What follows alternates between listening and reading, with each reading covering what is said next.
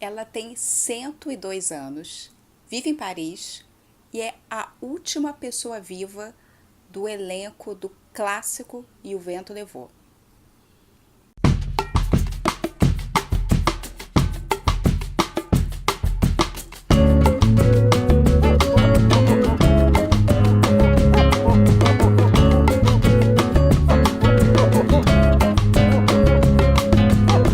Vieram filmes muito importantes, começando com A Porta do Ouro, de 1941.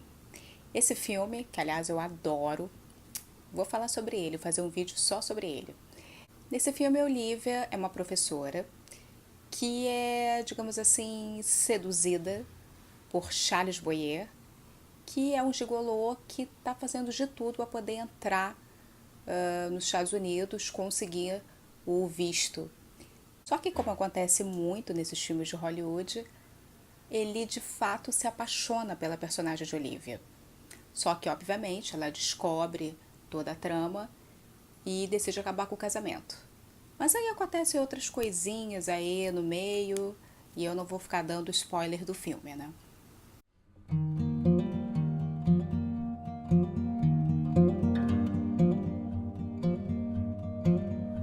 Uma coisa muito interessante é que a Olivia foi indicada novamente ao Oscar, dessa vez não como coadjuvante, como aconteceu em O Vento Levou, mas como atriz principal. E ela, ironicamente, perdeu o Oscar para Irmã, Joan Fontaine, com o filme Suspeita, de Hitchcock.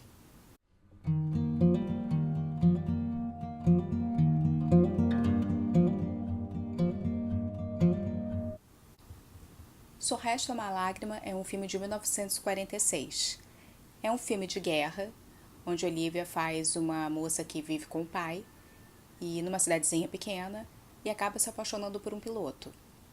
Dessa paixão, ela fica grávida e, apesar do piloto ser apaixonado por ela e ter planos de se casar, ele morre antes. E com isso, a personagem da Olivia fica louca para tentar arranjar uma forma de conseguir criar o filho, mas meio que de longe, né? Já que ela não tinha condições de criá-lo como se fosse uma mãe solteira, porque tinha todos aqueles preconceitos da época.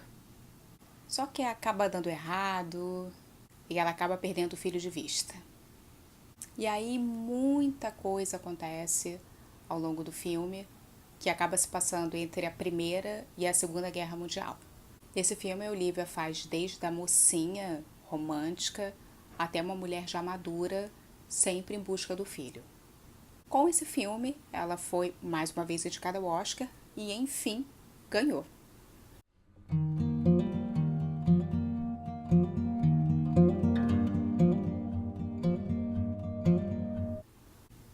Espelhos d'Alma foi um filme de 1946 também, onde Olivia interpreta duas gêmeas, que era típico da época, né? Uma gêmea má e uma gêmea boa. Acontece um crime e aí um detetive é chamado para poder solucionar e descobrir qual das duas está mentindo.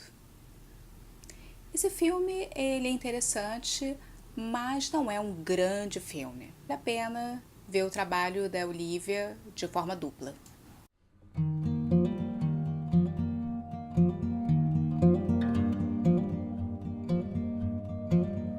E aí temos Na Cova da Serpente, de 1948.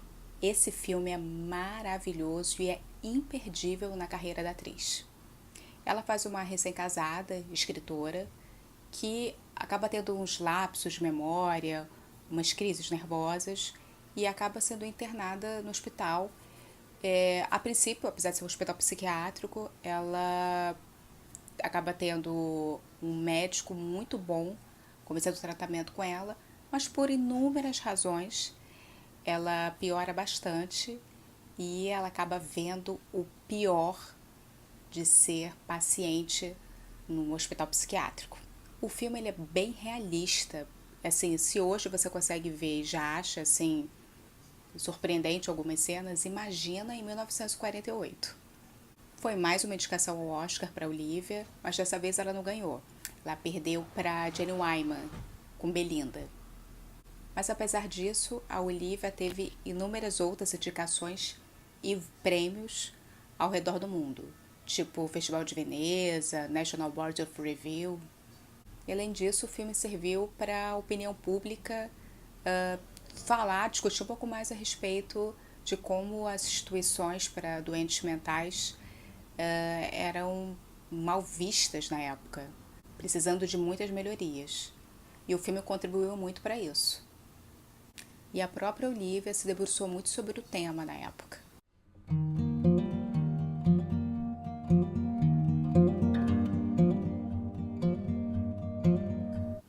Tarde Demais, de 1949, é baseado no livro Washington Square, de Henry James. Olivia assistiu uma peça teatral baseada no livro e achou que daria um excelente filme. A herdeira é uma moça um pouco sem graça, já passada um pouco da época de se casar, isso no século XIX, e tem um pai super tirano. Ela já não tem mais mãe. Ela tem só uma tia, vivida pela Mira Hopkins, que, assim, é uma solteirona, romântica, e que sempre fica colocando na cabeça da Catherine Sloper, né, que é o nome da personagem da Olivia, que a vida dela realmente só vai começar quando ela enfim se casar com um príncipe encantado. Bem, a Olivia acaba se interessando, a personagem da Olivia acaba se interessando por um rapaz muito bonito, muito bem pessoado, que vem a ser o Montgomery Clift, que aliás detestou fazer o filme, não se sabe por quê.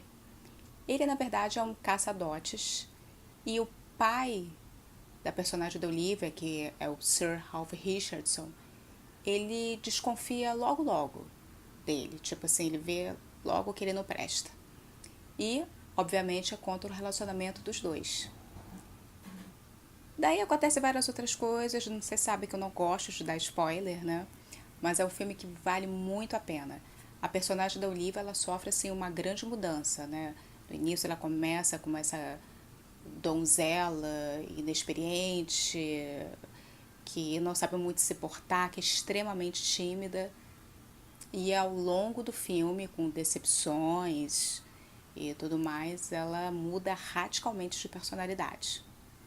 Outro destaque também do filme é a grande direção do William Wyler. E foi mais uma indicação ao Oscar por esse trabalho primoroso da atriz e o seu segundo Oscar. Esses 5 filmes que eu falei, eles são essenciais para conhecer a carreira da Olivia. Fora O Vento Levou, né? Mas também tem outros filmes que vale a pena ser citados. São eles: Minha Prima Raquel, ou Eu Te Matarei Querida, de 1953, que ela faz uma personagem extremamente ambígua, do começo ao fim. Esse filme é baseado no livro da escritora Daphne du Maurier, aquela que escreveu Rebeca, que veio a ser um filme com a Joan Fontaine, que foi até um dos grandes sucessos dela, e que esteve aqui no Brasil, que leu a sucessora da nossa Carolina Nabuco, e que tudo leva a crer que ela acabou plagiando o livro e escreveu a Rebeca logo depois. Enfim, tretas também que eu tenho que fazer um vídeo sobre isso. Esse filme, que é meio que um trailer, um suspense, ele também é marcante porque foi a estreia do Richard Burton no cinema.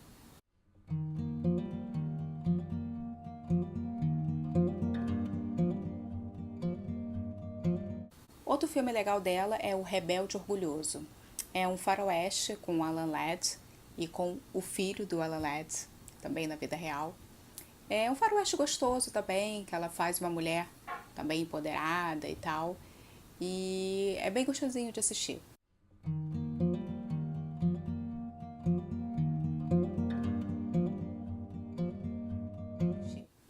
Por fim, A Dama Enjaulada, que é um filme de 1964. É um filme que a atriz já estava um pouco afastada da carreira de atriz, mas ela fez um gênero bem diferente, né? É um filme, assim, um pouco mais pesado, com muito suspense. Foi a estreia também do James Caan no cinema. E ele foi um pouco criticado porque as pessoas não estavam muito acostumadas a ver a Olivia no filme assim. Apesar de não ser uma obra-prima, também vale a pena dar uma conferida.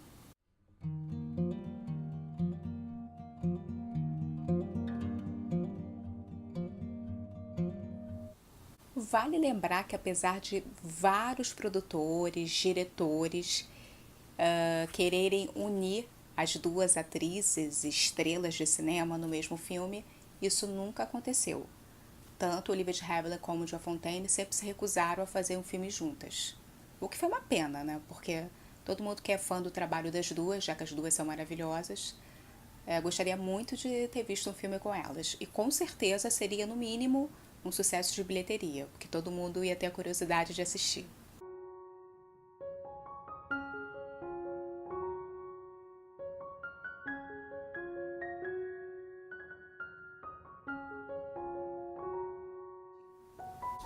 Mas, com a amiga Bette Davis, que foi colega dela na Warner, como eu já disse antes, ela fez alguns filmes e vale a pena lembrar de pelo menos três.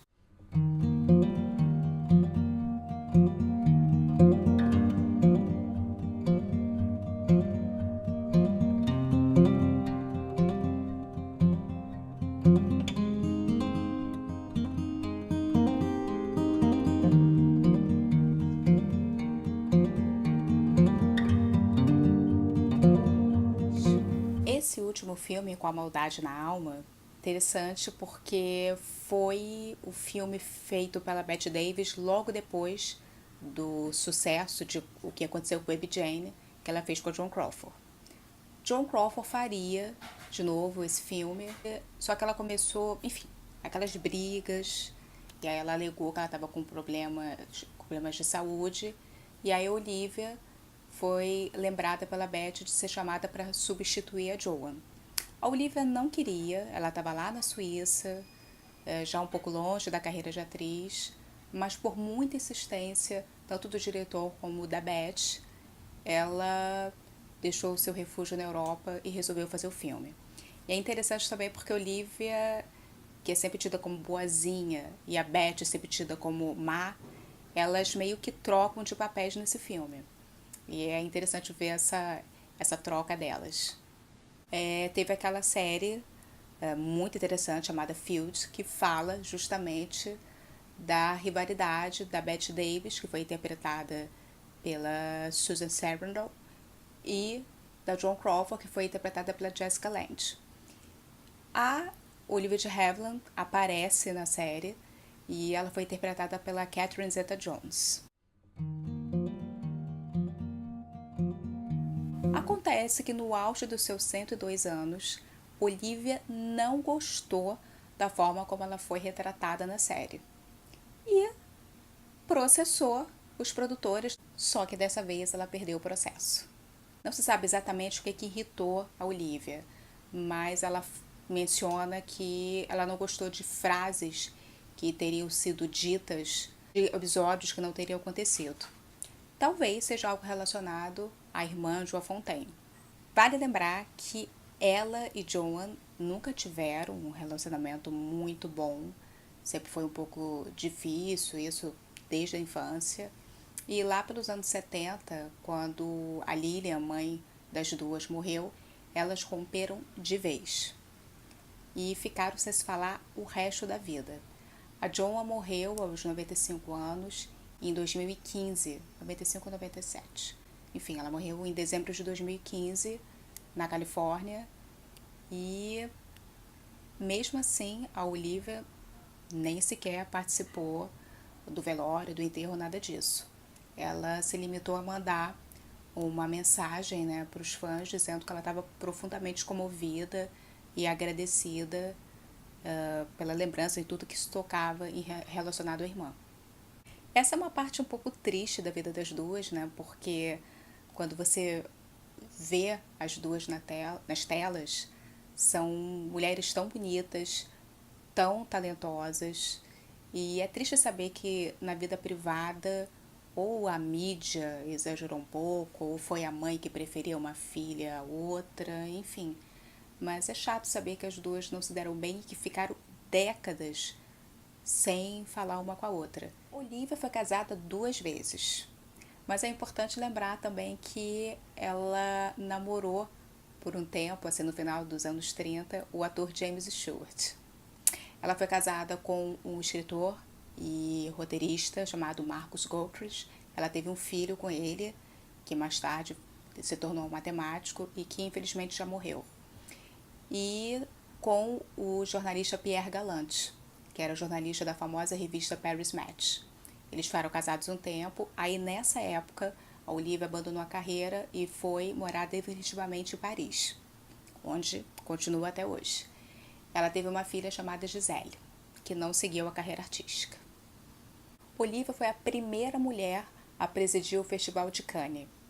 E além disso, ela já foi condecorada por presidente americano, já foi condecorada pelo presidente francês e também recebeu o título de Dame pelas mãos da Rainha Elizabeth. E ficamos por aqui. Se você gostou do vídeo, não esqueça de curtir e, por favor, também se inscreva no canal, que aqui tem muita coisa sobre cinema antigo. Beijos e até mais. Tchau!